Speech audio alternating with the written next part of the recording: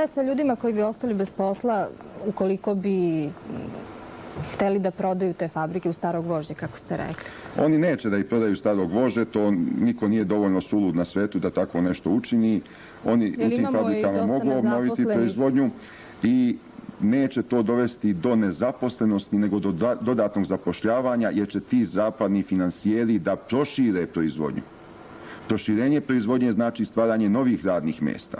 Ako se i pojavi otpuštanje radne snage negde, onda će država biti ta koja će tim radnicima sve dok se ponovo ne zaposle isplaćivati punu platu.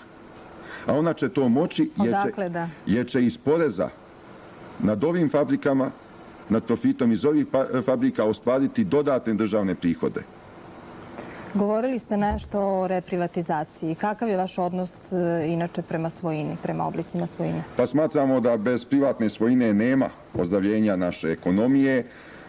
Mi smo kategorički protiv postojanja bilo kakvog oblika društvene svojine. Smatramo to jednom praznom teorijskom spekulacijom koja nema realnog utemeljenja. Izvesni oblici državne svojine morat će da postoje, ali što više suženi. Mi smo zato u procesu te reprivatizacije da se vrati sve ono što je našim građanima oduzeto, pre svega zemlja seljacima, stanovi njihovim zakonitim vlasnicima, kuće i tako dalje. Gde god to nije moguće, gde je zemlja promenila namenu, gde su kuće porušene, stanovi već drugome nekome izdati, neko drugi ostvario stanarsko pravo i tako dalje, tamo je potrebno isplatiti pravičnu novčanu naknadu. Opet se postavlja pitanje dakle. Ali to opet neće opterećivati državni budžet. Kad sam rekao malo pre da smo mi u izvesnom smislu pristalice revanšizma, znamo odakle ćemo to isplatiti. Razvlastit ćemo do juče vladajuću kastu, komunističku kastu.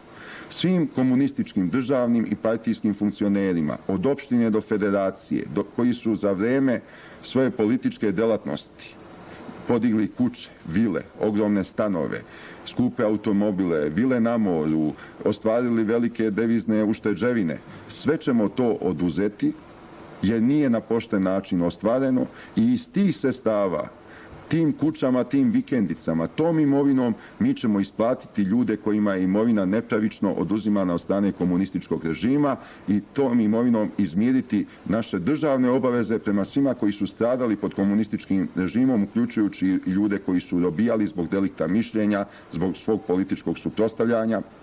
Iz tih sredstava ćemo ostvariti i socijalnu zaštitu, preživjeli. Zar se ne bojite novih nekih nepravdi? Nema tu nikakvih nepravdi. Prvo, ti ljudi, sluge do jučerašnjeg režima, ljudi koji su upadali u veliko mito, korupciju, pronevere, pljačke i tako dalje, to nisu ljudi koji mogu izazvati socijalne nemire, to nisu ljudi nekih visokih moralnih odlika, to nisu ljudi koji se ističu nekom hrabrošću, ti ljudi ništa ne bi mogli da učine da ovakve mere spreče. A to bi bilo pravično i ubeđen sam u srpskom narodu toplo pozdravljeno. Počeli ste da govorite nešto o socijalnoj problematici. Recite nam šta vaš program predviđa o tome? Pa mi toj problematici poklanjamo veliku pažnju i smatramo da je ova komunistička diktatura posleratna dovela gotovo čitav narod do prosjačkog štapa. Zato socijalne službe moraju bitno da uznapreduju u ostvarivanju svoje delatnosti. Na području penzijskog osiguranja smatramo da glavni rez treba napraviti i mi se tu zalažemo za princip solidarnosti. Kako bismo ostvarili taj princip solidarnosti? Polazimo pre svega od činjenice da oni koji danas imaju najveće penzije, 20, 30, 40 milijardi, ove nacionalne penzije, ovi generali, prvoborci, admirali, državni činovnici, oni su najveći krivci što smo upali u ovakvu ekonomsku krizu. I oni ne mogu dalje te penzije da uživaju. Princip solidarnosti podrazumeva da bismo sve penzionere za narednih 10, 15 ili 20 godina, toliko bi trebalo da ostvarujemo taj princip solidarnosti, podelili u 3 kategorije. U prvu kategoriju bi dolazili svi oni koji su navršili 60 ili 65 godina starosti. Bez obzira da li su bili u radnom odnosu ili nisu, bez obzira da li imaju radni staž ili nemaju, oni bi imali na osnovu godina starosti odgovarajuću penziju. Jedan iznos penzije je jednak za sve. U drugu kategoriju svi oni koji imaju pune godine radnog staža, da li 35, da li 40, i oni koji imaju nešto manje radnog staža, to bi bila druga kategorija, i svi koji imaju puni radni staž imali bi identične penzije, bez obzira kakve su plate imali, na kakvim su radnim mestima radili, kakvu su stručnu spremu imali. I treća kategorija, to bi bila kategorija fizički nemoćnih lica, invalida i sl. Zašto idemo na ovo što neki mogu nazvati uravnilovkom? Zato što oni koji danas imaju najmanje penzije, ti su se najviše žrtvovali za ovo društvo. Ti su najviše radili. Ti su na svojoj grbači izdržavali sve ove koji su se bogatili, koji su pljačkali, koji su ulazili u pronevere, u mito, u korupciju i sve ostalo. Na njihovoj grbači vladajuća kasta je ostvarivala svoj prosperitet. I zato je nepravedno da oni i dalje do kraja života žive od bednih 2 ili 3 milijarde dinara koliko danas imaju. A oni koji imaju najveće, oni su glavni krivci za ovo danas i treba da to osete, pa ako treba penzije pravičnije, da penzije budu 5 ili 6 milijardi, pa da za sve budu iste, bar u narednih 15 ili 20 godina dok ne izađemo iz ekonomske krize. Mi spadamo u stranke koje narodu ne daju neka nerealna obećanja. Mi smatramo da se iz sadašnje krize ne može tako brzo izaći kako neki drugi obećavaju. Mi smatramo da će nam trebati bar upola onoliko vremena koliko smo proveli pod komunističkom diktaturom da sve stvari dovedemo u red. U vašem izbornom letku piše da ste istaknuti borac za ljudska prava. Kažite nam kakvo je vaše viđenje ljudskih prava, građanskih sloboda? Pa u posljednje vrijeme se osjeća izvestan napredak na tom polju kod nas. Malo su ređa hapšenja političkih neistomišljenika, ali ih ima još uvijek. Ja sam jedan od tih primjera da se još dešavaju. Ranije su političke neistomišljenike gonili krivičnim sankcijama, kažnjavali na višegodišnje kazne zatvora. Danas to čini sudija za prekršaje, kazne zatvora su manje, ali još uvijek postoje i mi ne možemo biti zadovoljni sa stepenom ostvarenja ljudskih prava. Mi se zalažemo za modern pravni poredak, za državu demokratskog karaktera, parlamentarnu demokratiju sa višepartijskim sistemom koja će garantovati sva ljudska prava i političke slobode, uključujući sva prava nacionalnih manjina koja treba da budu ostvarivana po uzoru na druge demokratske i civilizovane države Evrope. Ono što mi srpski četnici insistiramo je potreba da se što pre srpski narod izjasni o obliku vladavine u našoj zemlji. I mi se zalažemo da se što pre organizuje slobodni referendum na kome bi srpski narod jasno odlučio da li je za obnovu monarhije ili za uspostavljanje republike. Mi ne priznajemo komunističko obaranje monarhije. Mi srpski četnici smo tradicionalno monarhisti. Mi smo za kralja, naš je pozdrav s verom u Boga, za kralja i otadžbinu. Mi nikad nećemo da se pomirimo sa komunističkim obaranjem monarhije. To je potpuno nelegitiman čin. Ovo što su komunisti imali, to nije bila ni republika. To je bio oblik diktatorskog, tiranskog režima, autokratskog i totalitarnog karaktera. Ali mi prepuštamo odluku na volju srpskog naroda. Ako srpski narod odluči da naša zemlja ponovo bude monarhija, uspostavit ćemo kraljevinu, imat ćemo kralja, o tome će odlučiti Narodna skupština. A ako srpski narod se izjasni na tom referendumu, ovo nas upozoravaju, jel?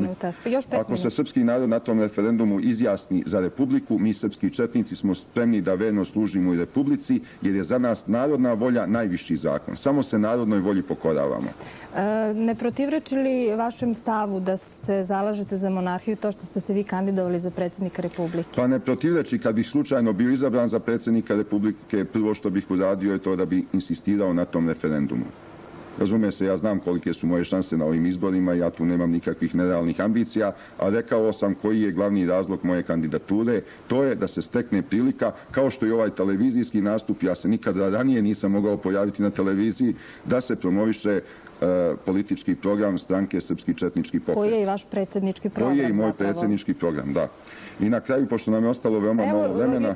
A ostalo još jedno pitanje. Ako hoćete da kažete nešto o ekologiji ukratko i ako imate onda još da poručite nešto. Pa ekološkom problemu također poklanjamo veliku pažnju i smatramo da treba učiniti sve da se državnim propisima, zakonom obezbedi čuvanje preostalog našeg prirodnog bogatstva, ekoloških uslova čovjekovog življenja, zaštita pre svega reka, šuma, obnavljanje ovih voda koje su uništene u kojima je život uništen fabričkim otpacima i tako dalje. Ono što posebno smatram značajnim na kraju ovoga našeg razgovora da istaknem je nešto o čemu do sada nisam govorio. Nad srpskim narodom, pored svih ovih naših neprijatelja koje sam do sada nabrajao, danas se uspravljaju dva nova, veoma ozbiljna neprijatelja. Te neprijatelje mi, srpski četnici, vidimo u Savezu reformskih snaga Ante Markovića i u Savezu komunista Pokretu za Jugoslaviju. I te stranke smatramo svojim glavnim političkim protivnicima i dalje ćemo činiti da onemogućimo njihovu delatnost. Smatramo da se u te stranke uključuju samo izdajnici srpskog naroda, a što se tiče ove generalske partije, nama je jasno da u Titovoj vojsci nijedan častan čovjek nije mogao postati general, nijedan častan Srbin, da je po principu negativne selekcije se dolazilo do tih generalskih zvezdica. Ja sam dužna da vas upozorim da imamo jedan stav u našim pravilima da ne bi trebalo vređati. Pa ja ničije ime nisam pomenuo, ja govorim o nekim kategorijama, to je jedna kategorija i to je činjenica, ja mislim, protiv koje se ne može. U svemu ja sam rekao ono što sam namjeravao da se mi tim strankama najžešće suprotstavljamo i da ih smatramo pokušajem da se obnovi prinudna uprava nad Srbijom i da se ponovo stvori, da se ostvari vladavina antisrpske koalicije koja je postojala pod Titom od rata na ovamo. Ante Marković kao produžena ruka Franje Tuđmana i ova generalska stranka kao pokušaj restauracije titoizma. Imate još oko 2 minuta. Hoćete li još o nekom pitanju nešto da kažete ukratko ili da poručite nešto biračima? Ja pozivam srpski narod da na ovim izborima glasa prema svojoj savesti, prema svojim ličnim unutrašnjim opredeljenjima. Izbori su na svu sreću tajni. Ja ovdje ne propagiram, ja ovdje ne apelujem niti pozivam bilo koga da glasa za mene. Ja sam kandidat srpskih četnika i računam na glasove srpskih četnika. Važno je da Srbi glasaju prema svojoj savesti, prema svojim očekivanjima, a svi mi Srbi ćemo živjeti pod onim režimom koji narod na ovim izborima izabere. Ja apelujem na sve političke stranke, na celokupnu srpsku javnost, na sve građane ove zemlje, da učine dodatni pritisak i na sadašnji postojeći i na budući režim, da se što pre registruje srpski četnički pokret, kako bi bili stvoreni istinski uslovi. To znači da imate još minut, završite. Kako bi bili stvoreni istinski uslovi za ravnopravnu stranačku utakmicu. Ako mi, srpski četnici, zaista vređamo javni moral, onda ćemo na izborima propasti. A ako možemo da delujemo kao politička stranka i imamo 1000 članova, sad imamo više od 10.000 članova, onda je sasvim smiješna tvrdnja da svojim imenom vređamo javni moral. Ako 1000 ljudi za sebe kažu da su četnici, ne može se reći da ti 1000 ljudi time vređa javni moral. Zahvaljujemo. Tako vam se, poštovani gledaoci, predstavio dr. Vojislav Šešelj, koga je za predsjednika Republike Srbije predložila grupa građana. Emisiju nastavljamo nakon kraće pauze.